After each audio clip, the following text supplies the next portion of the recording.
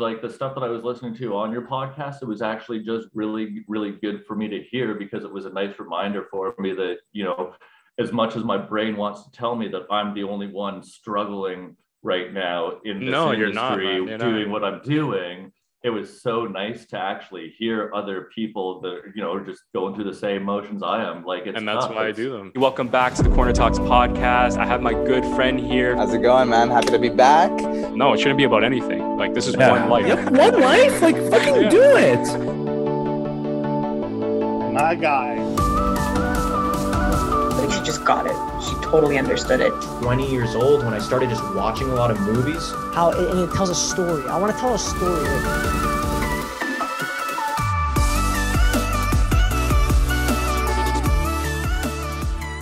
Today I have a good friend, talented comedian, entertainer, Greg Hall. What's going on, buddy? How are you? I've been busy, been stressed, going through the ups and downs of comedy life and all that fun stuff. Was just out with my dog on a morning stroll, and it got too hot and he slowed right down. So had to be 5-10 minutes late for you on account of him walking like a grandpa. But here we are, but feeling good. Got my exercise in already today.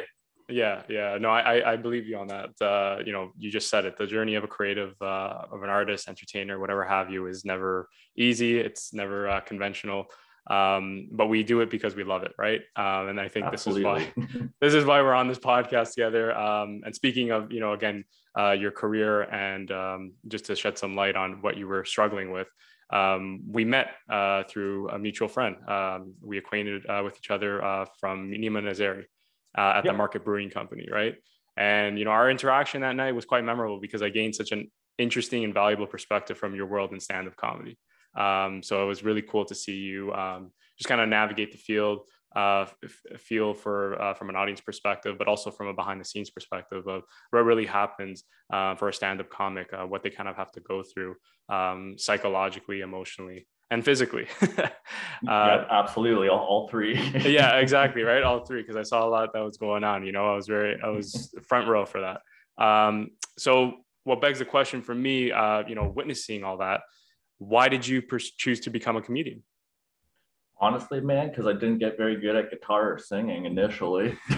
All right. I love it. But no, so I was, I've always kind of been like drawn to the stage, right? And I knew that from high school. I took drama all throughout high school, and then did a lot of work on the stage and that. And then I took a first year university. When I went there, I went to Queen's, but I actually wound up taking English.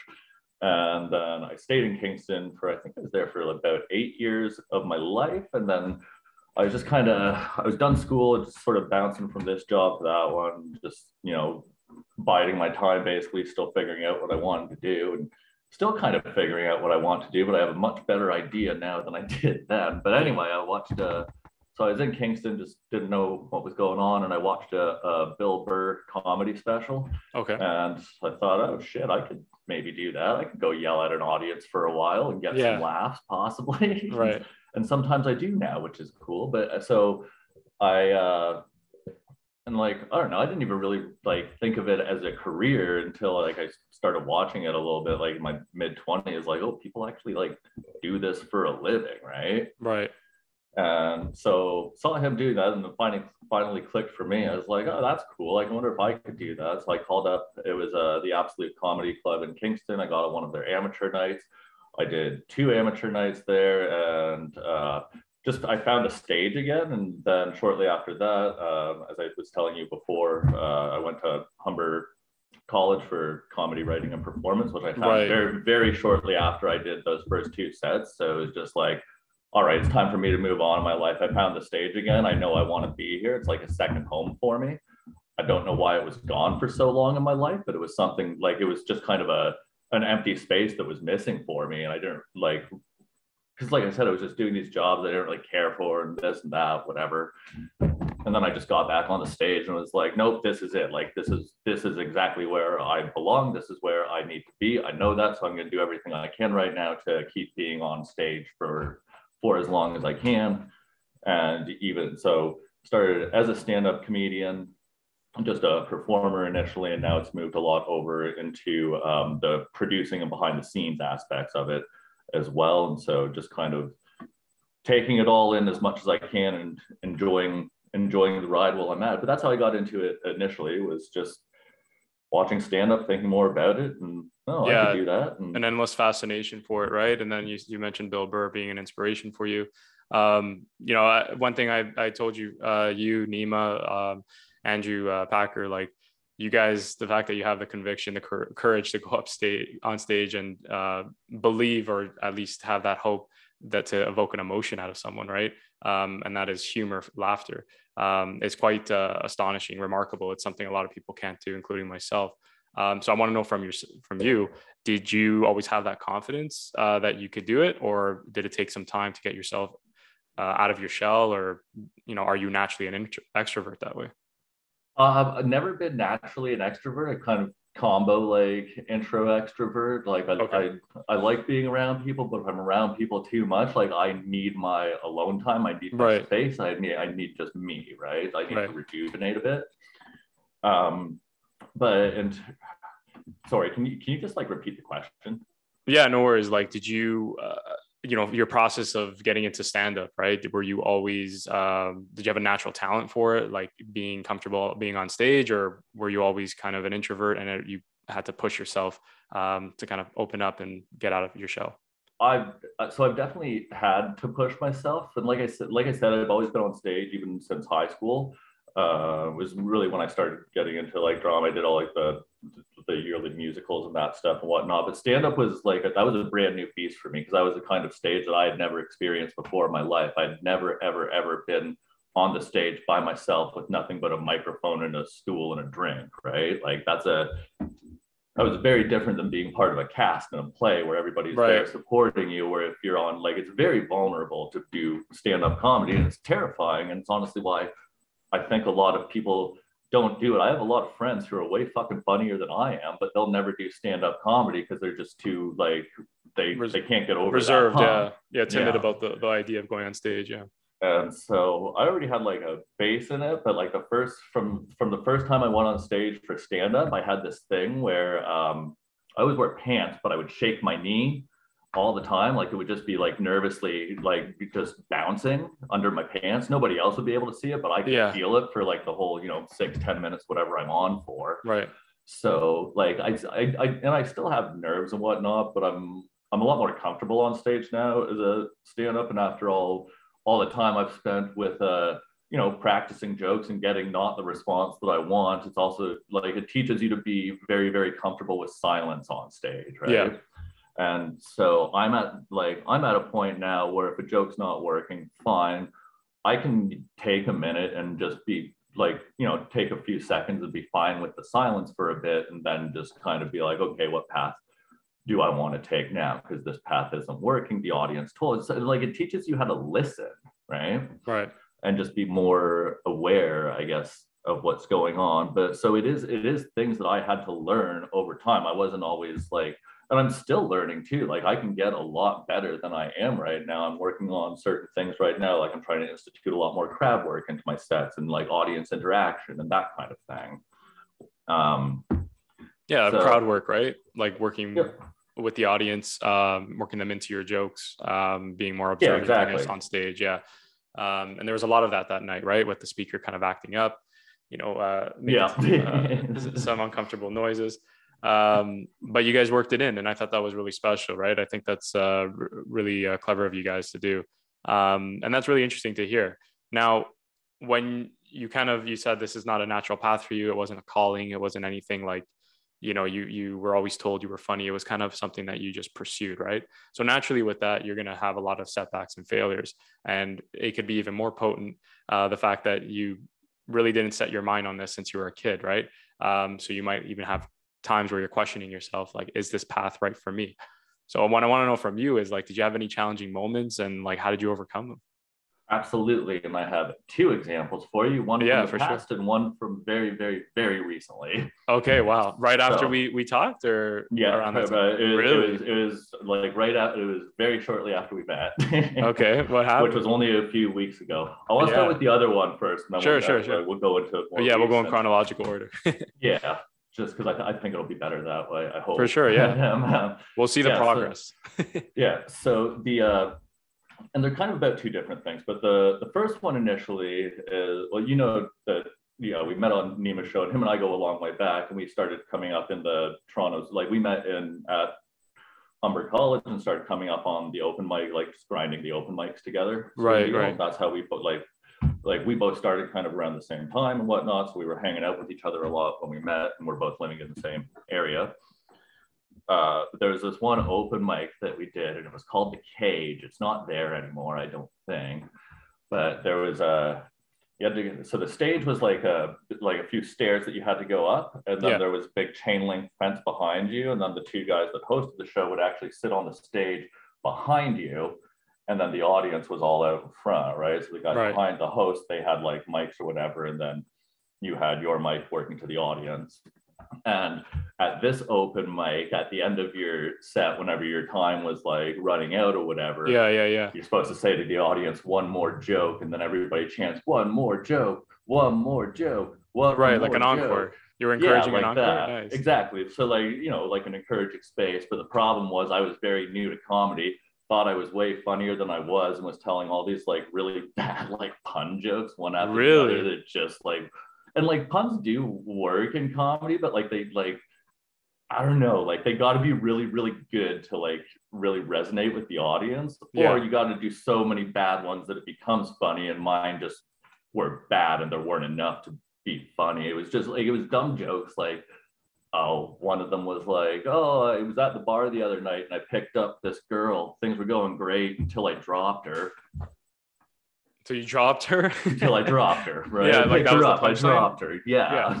So like, it's just like dumb shit. Very like blatant, that. literal, like there was no kind of creativity to it, you're saying. Stupid shit. But anyway, so then I started going, so then like my time's almost up, and I turn around and look at the host like, one more joke, and like nobody fucking says anything. Oh yeah.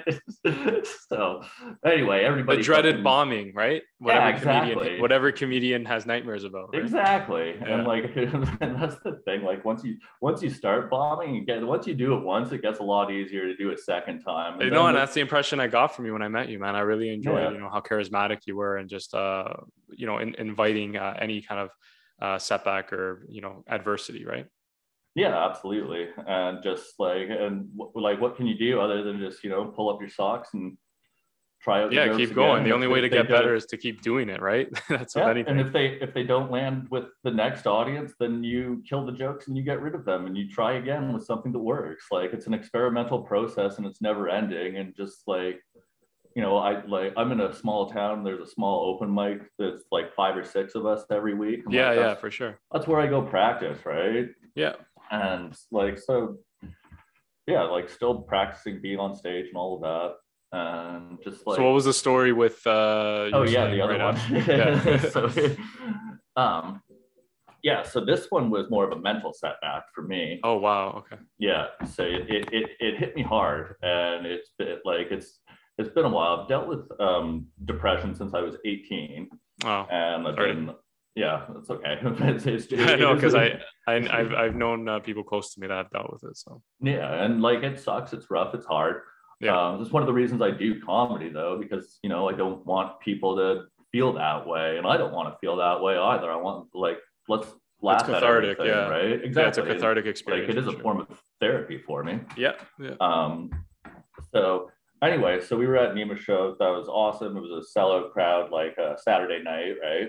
Mm-hmm. And so I do a monthly show there at the brewery, and my next show was the following Thursday. Right. And then we actually wound up, and there could have been any reasons for this, because like, we've done well before, but we actually had our worst turnout that we've ever had since I started doing that show, I think 4 years ago, right? And it was the first time ever in my history of producing comedy that I've lost money on a show. However, yeah. How did you lose money? Because the venue, like, not enough people showed up? Yeah. So we didn't have quite enough people. The almost worst part is that I missed breaking even by 1 ticket sale. So if we had more, I wouldn't have lost money. So the price of the 1 ticket is what was your deficit? Yeah. Well, like, and I'll get into a little bit of that Yeah, for sure. too, Cool. because I want to talk about that more because just of the perspective shift, right? But anyway, Right. so I've been producing shows. They weren't the first place I did, but they were the first place that gave me like a consistent like home. So I've been there for a long time. Like I said, it was the first time I've ever actually not made money myself.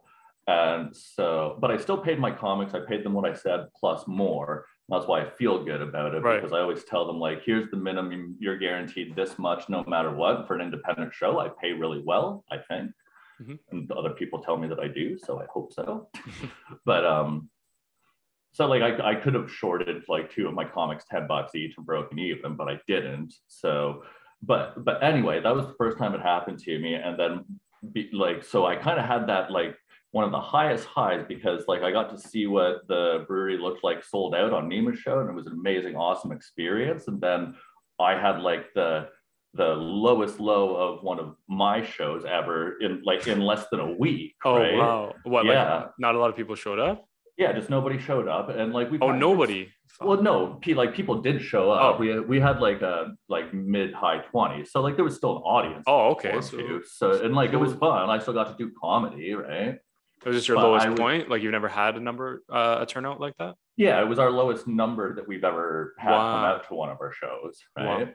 Yeah. So, but like I also but I've been looking around, keeping tabs on it. There's other producers that have monthly shows like around that are like also in the same kind of boat as I am. Like it's a summer slump, I think, and also COVID's gone. First time we've done like monthly shows in the summer for 2 months or 2 years since we've been like in lockdowns. So it's kind of trying to like still build back, and it was going well in winter, early spring, and then summer usually takes a dip, but not usually this much. But like also there could be a million other reasons, right? But anyway, so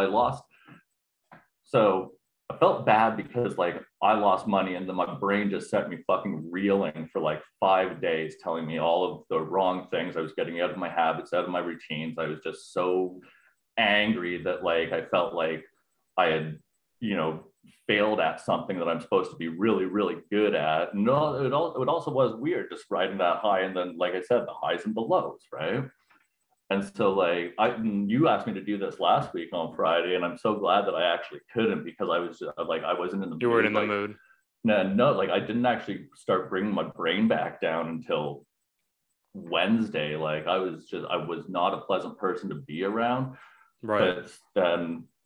But then I started thinking to myself, because like one of the reasons that I'm still in comedy now is because there's so many problems with it. And one of the goals that wasn't initial because I didn't know about it, but now is one of the goals, is to shake up the Canadian comedy industry, if you can even say there is a Canadian comedy industry. Yeah, I was going to say the comedy. I don't think the comedy is as prevalent here as it is in the States. No, and like there's a reason so many of us move to the States, right? So that's one of that goes for film as well, by the way, as a film. Yeah, exactly, right? There's a lot of crossover in the arts world for that. But I mean, it's bigger, there's more people, there's more opportunity, there's a lot of reasons for it. But like one thing that I'm trying to work on now is to like, we have all this good talent, like let's keep it here, and like, let's hone it. Yeah. Exactly. Let's hone it. Let's do well, and like let's do it professionally like we should. And so that before people move to the States and everybody goes, oh, they're Canadian. Like, guess what? Like you could have seen them here anytime in the past 5-6 years when they were here, like developing, but you didn't know, because there's no, there's no star system. There's no this, there's no that. There's not a lot of way to even when you're doing the biggest things here in Canada, a lot of it's just exposure, which is fucking useless. Yeah, I got you. But so, and that's kind of what like brought me back down, was remembering that like, what, money isn't really the ultimate goal of this. What is the ultimate goal is just making things easier and better for myself and other comedians in Canada. And if I can provide them the space, and that's what I'm working on now too, is to get a couple other venues going. Because I've got a lot of comics reaching out to me too, when I don't have enough space on my one monthly show. So it's a good problem to have. So I'm in actually the midst of trying to expand right now. Right.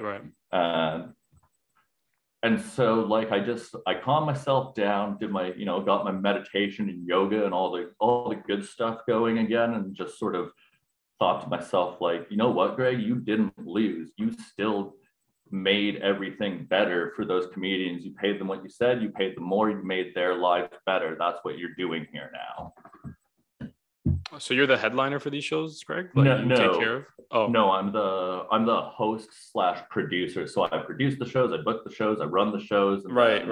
And then you split the costs. Yeah, you split the profits with like. Yeah. So the way I do it, and this is probably just good advice for any producer too, make the venue pay at least for your headliner or a portion of your comics, right? Because you don't want to, and that's what I do. And like, I still lost money on my ticket sales. Like, I have a magic number that I need to hit, and I was one shy of it for me to make profit. But I do have a good chunk of the show covered, so it's saved by the venue itself, so that if something like that does happen, I don't go too far out of pocket, right?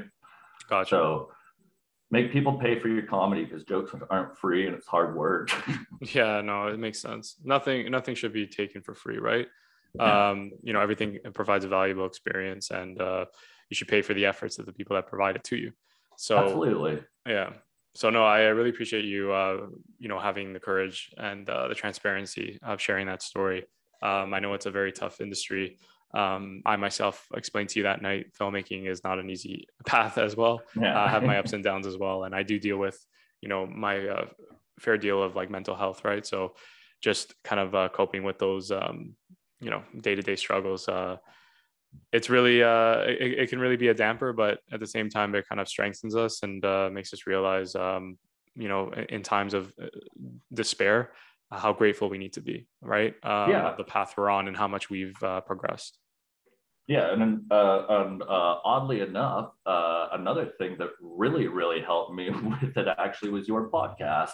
Oh wow! Because thanks. Yeah, no, I follow it now. I'm a big fan, but Thank you. It means a lot. No, you invited me to be on it, so I saw the title and I downloaded a couple episodes. I listened to the first one, and then a few of the earlier ones you did, just about like mental health stuff. Like, the ones I discussed. I can't remember exactly what, like your morning routine, those ones, and it was just because of what I was going through. It was really good for me to just like. And it's also about, arts, entertainment, all that stuff that I'm also into. We have a lot of crossover, whether it's comedy or film, because, people film comedy just like you do now. Right. But, well, yeah, no, that's something that's definitely a venture that I'm pursuing, right? Just kind of challenging myself creatively. Yeah. But yeah, no, I was, but yeah, you're actually my new favorite podcast. It's engaging. Oh wow, that means a lot. I'm not entertaining, and it has good advice. No offense, I am just getting into podcasts, but I've only got like 6 or 7 that I follow. But you're my current favorite. Wow, that means a lot, Greg. Actually, I'm relieved to hear that I was able to kind of inspire you and kind of help you feel better about yourself through my conversations with these people, because that was the whole intention when I started the podcast, is bring on people like bring on people that are filmmakers, creatives, entrepreneurs, comedians like yourself, entertainers really, but also kind of have a section or a conversation in the podcast where we delve into the whole, what's going on in your mind? Like, how do you approach certain things? And it's funny that like Nima, I did 2 podcasts with him. I don't know if you heard them yet, but I listened to the one, almost all of the one where the 100th episode, I think, where you talked about where that was my most recent. My most recent with him. I always try to like get into the psyche of the individual, right? Like, what was going through your mind when TikTok banned you? You know what I mean? Like, what was going on in your mind? I was listening to that. Like, right? That it's like up story. But for me, I think it's whether it's relatable or inspiring, like you can get value out of it, right? It teaches you something about that conversation, and that means a lot, man. Like talking about doing things repeatedly to improve on them. This podcast is one of them, right? Like I just keep having conversations and keep bringing guests on like yourself, because that's what I want to do. I want it to be an outlet, a window to my world. I'm not just a filmmaker, a guy with a camera.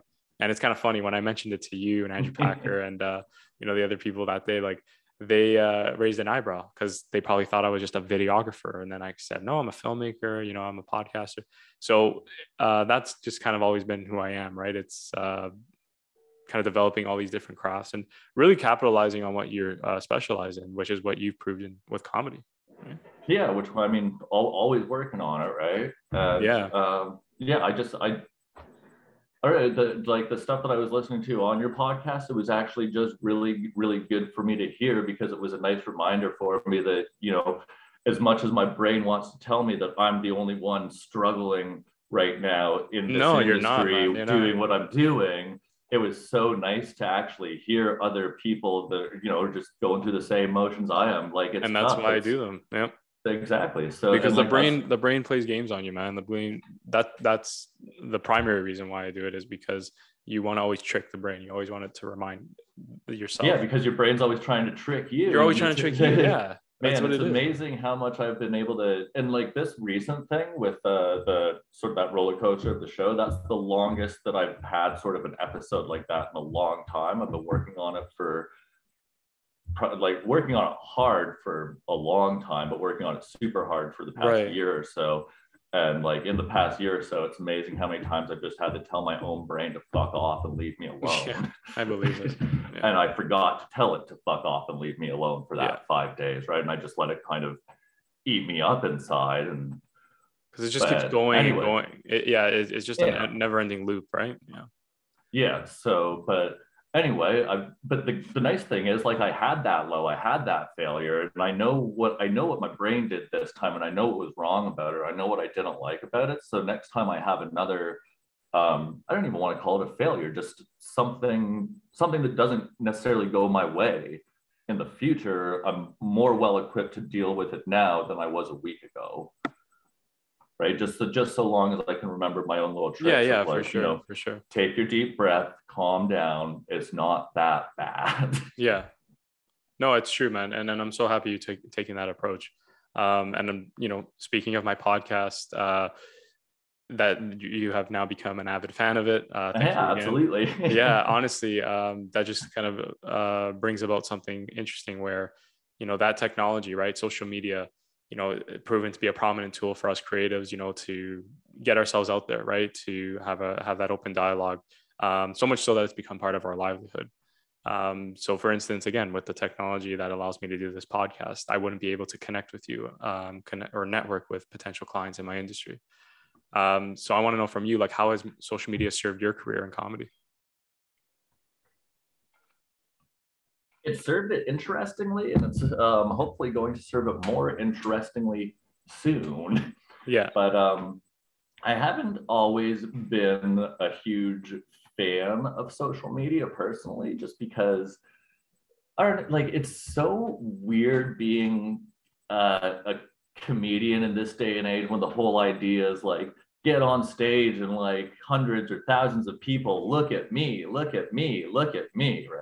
Yeah. But to me, that's like that's private, but in public. But on social media, it's more of an intimate moment, you're saying, when you're on stage. Right? Yeah. Whereas on social media or the internet, like, there is privacy, but like, is there really, like, you know, anybody can see this, that, like, so it's and I do understand right now that, like, that in this world that we live in right now, it is kind of a necessary evil for me in the comedy industry. Like, whether I enjoy social media or not, it's something that I need to use because it is a helpful tool for me, right? Yeah.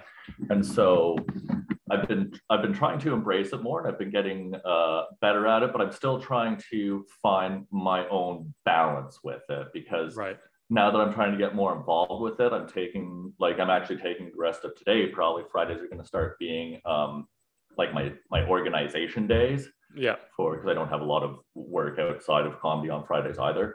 So Fridays are going to start being organization days. Like, we're going to do this for the week, and this and this and this. It's worked great for me most of the time promoting my show. But like I said, whatever happened with this last one, there could have been a million reasons, and my brain just kept telling me I was the problem. Right. But that's always the worst. Yeah, but no. So it's the main way that I market my shows right now too, right? Because before the pandemic, I would go out and we were only doing the shows there every other month, and now we're doing them monthly, which is also nice. So that sort of developed during the pandemic somehow, some way, that our shows got more in there. But yeah, so, but I would go in poster like stores all around Newmarket where the venue is with just posters like, hey, everything's coming up, blah, blah, blah. But then when we started coming back from the pandemic, a lot of other like store, like retail where I would go put the posters, they were still closed down. So like I just didn't have any reason to do that. Right. So then all of the advertising became on social media because it just like, if I'm other than going to, staple a poster to a telephone pole, there wasn't really anywhere I could go because I'm not going to other restaurants and bars to advertise, come to this one on this night. Yeah. So there's also certain places you can and can't put your posters too, right?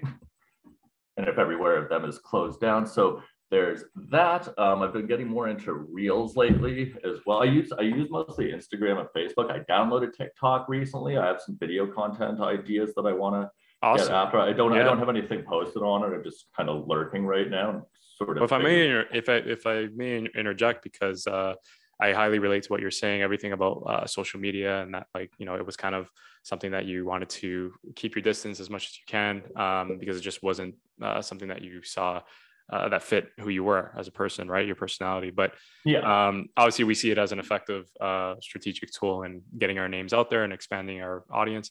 But I want to say, for yourself, if you ever find, you're getting overwhelmed or you're kind of just losing that interest in posting, I think for you is just recording all your stand-up gigs and just cutting them up into clips. Like, there doesn't need to be a huge skit or something creative about it. I think it's just a matter of putting yourself out there, literally, Yeah, very well might be. It's not a bad idea. Also something I've been thinking about too. So, and that's the other thing too. I just got to start filming more stuff because I got my phone in my hand or my pocket most of the day, right? And film just your inner thoughts, maybe a joke you might say, right? Because you're a naturally funny guy, right? The whole dog thing, you should just film that and say this mutt is taking a morning to take a piss. For real, must be nice to have nothing else to do in the day, right? Yeah, exactly. It's Sarge, I got shit to do today.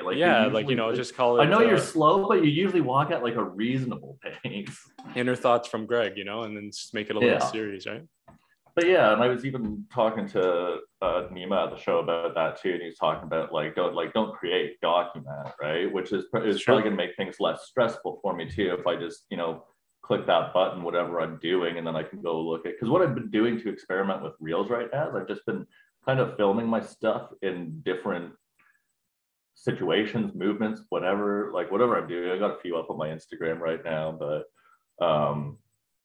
and then just adding captions and music after to make them funny, basically. Right. And I've only got 4 or 5 up right now, but there's very minimal talking in any of them. It's just, they're getting good views, good hits, and so people are seeing them. It's getting out there. I can imagine, yeah. Yeah, and then so let me see here. So a couple ways with that, always advertising on social forever, just because it works seemingly well. I don't know if I've tried paid advertisements on them. So let me ask you a question. What's going on with the Market Brewing Company? Why most of your content is based around that? Is there a partnership you have with them? Not really. I just have a good sort of system worked out with them, and that's kind of also because of the pandemic, right? I had a few more shows that I was doing and I was kind of growing before that, but then after the pandemic, it's the only one that's really stuck around, and it was the only one I was still at the time doing permanently. And that's the other thing. I'm trying to get more content so that it's more comedy content, but mostly it's just been advertising my shows for them and whatnot. But like I said, they gave me my first permanent comedy home and whatnot. They've treated me really, really well over the years. They treat my comics really well, and I can't thank them enough for that. Love them. Of course, yeah. No, they're good people for sure. Lots of gratitude. Even as a videographer, filmmaker, I should say, they allowed me free range to go anywhere and film anywhere, because there are establishments, facilities that do not. Every filmmaker knows, every videographer or anyone who's picked up a camera knows that it can be very restricting. But they allowed me to be anywhere, free roam. Yeah, so super chill, super awesome people. And if I lived a little bit closer, I'd probably, just go hang out there with them more often just for fun. But yeah, we have a good relationship. They help, they help me, I help them. We've got a good comedy deal worked out between us as far as I'm concerned. I think as far as they're concerned too. And like that's just the thing that you want to be doing when you're producing shows at a venue, right? You want to have a good symbiotic relationship with the venue owners or the proprietors, whoever, and the staff there as well. Yeah. Right. You don't want to go into a venue and be a fucking dick, because then you're never going to work there again. Exactly. So, it's just the golden rule: do unto others as you would have them do unto you. So treat people nicely, and I have no problem. And they give me the show to do there, and so like we both have a vested interest in getting people to come out to the show, right? Because the more people they get to the show, the more money they make off our sales. The more people I get to the show, the more revenue I make off the ticket sales. Exactly. Yeah. So, and then, like I said, I'm kind of in the process of venue hunting right now. And once I get more venues, I'm hoping that, you'll be seeing more sort of ones for that, and kind of the GTA area is what I'm looking at. Not like the core inner city of Toronto, but around the outsides of it. Oh, and one more fun thing on social media. I'm also at a point where like I don't have a huge following, right? I have an okay following. A lot of them are comedians that follow me.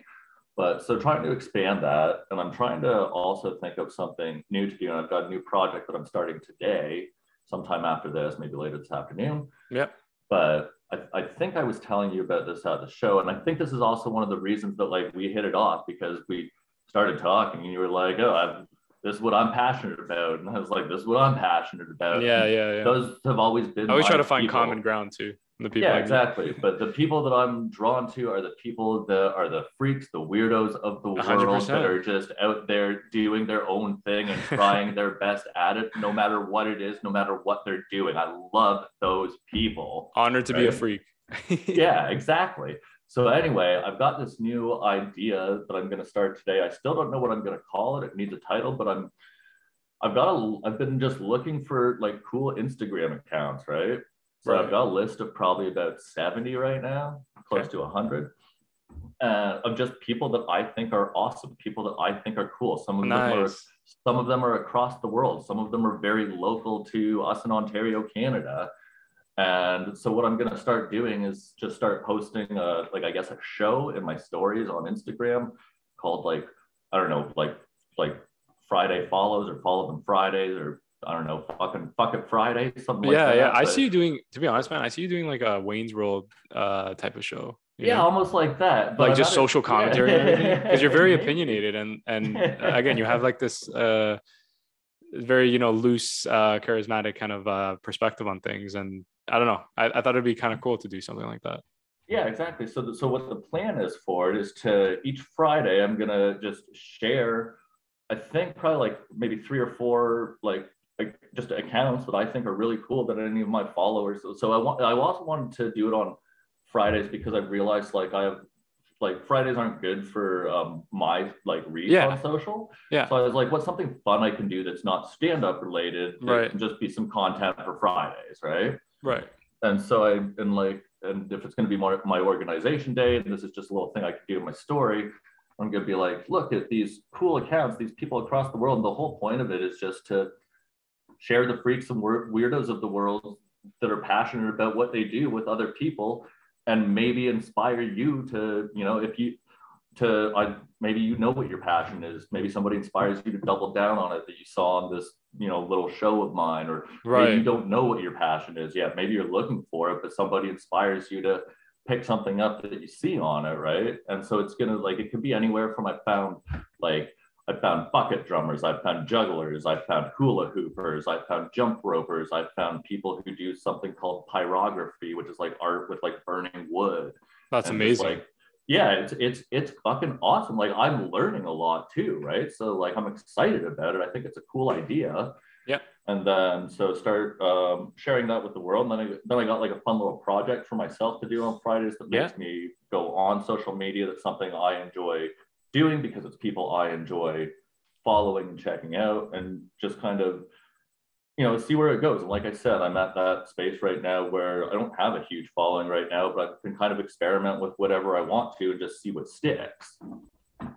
And so Well, that's yeah, yeah, no, just honestly, man, like you're on the right track. Like, you know, that's the whole point about is experimenting with the creative journey, with new outlets.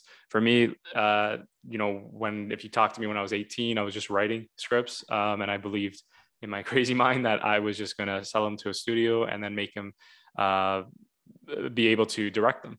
But that's not the case. I had to reverse engineer it, and I said, you yeah. know, before I get there, what can I do? You know, build myself, you know, my presence in the industry, but also my brand amongst the audience, right? How do I get leverage? And in the age of social media, where everyone's posting and showcasing their talents, I realized I don't need to be constricted, limited to one creative outlet. I don't need to be just a filmmaker. I could be into podcasting. I could do artworks. I don't know if you've seen my drawings. You know, I can run a clothing line. There's so many ways in which you can get your creativity, your voice out there. Because everything I do, I was explaining to you. Did I discuss with you about the dance music videos? I don't recall. Oh no, that was probably with I don't Andrew. think so. Basically, with my clothing line, I create these dance music videos, right? And that's my affinity for streetwear, right? Supreme, Dope, all those different brands. But what I'm saying is I'm marketing the clothing line while also marketing my skills as a videographer, filmmaker, right? So that's what I mean is just making it work for you. And that's what you're doing, right? You're creating these skits. They don't always have to be you talking to the camera. And if they are, make it work for you. Talk about your inner thoughts or have a moment and talk about depression, talk about mental health. People want to hear it, believe it or not. People want to hear it more from you because you're a comedian and they want to see the contradiction, believe it or not, right? That contradiction is what makes you compelling. So that's why I do the discussions that I do with the mental health, Greg, is because on the outside, it's like, yeah, I'm doing my podcast, I'm doing my dream, like everything's going great. I'm talking to very, you know, successful, talented people in their own right. Oh shit, they suffer with depression. Oh shit, they think they're not going to make it some days. That's more compelling to me. So that's why I always kind of gouge at that. Yeah, that kind absolutely. Of and as a performer, I really understand that. I just wrote a longer piece. It's on my Instagram. If anybody wants it, it's at Hallway Comedy. But, yeah, of course. It's saved in the stories. It's called Life Lessons. But I write too. I started writing poetry when I was fucking 15. Thought I was going to be world famous poet. Linguistic over here. Yeah. Right? Holy fuck. Yeah. Anyway, that dream's gone. But that's okay. I don't mind ditching the poetry. Listen, nothing's over till it's over, bro. Well, that's true. That's true. You never know, right? You might pick it up again. You never know, right? Yeah, we'll see. And I love writing. So yeah.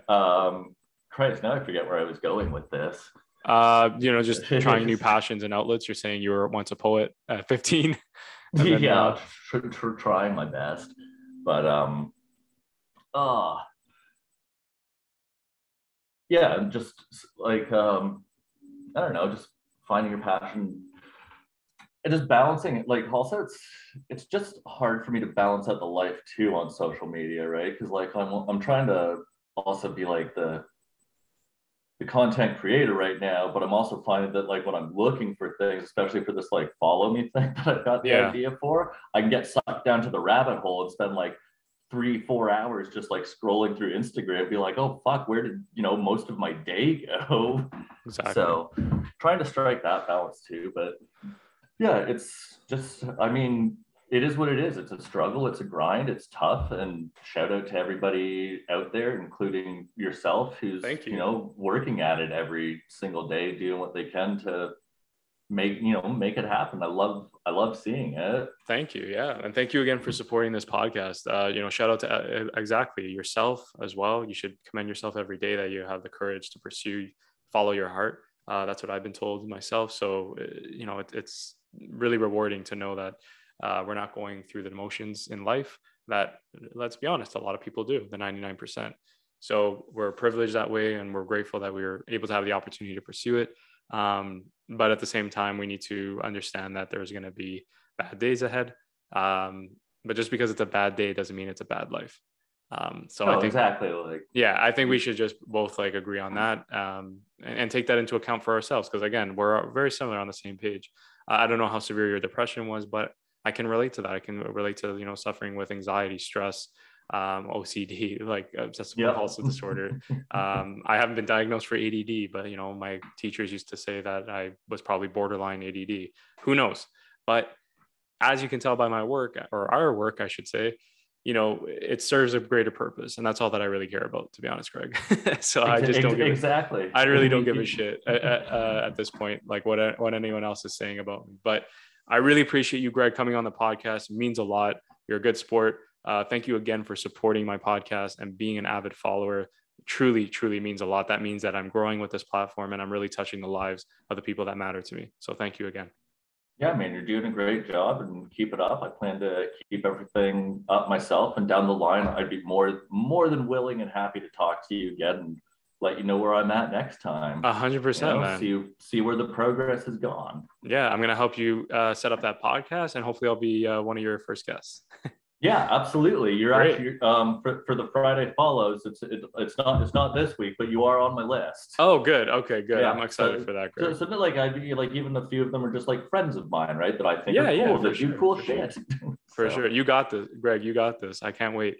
So on that note, thank you again, Greg Hull, for coming on the podcast. Thank you again, everybody, for listening, and we'll talk soon.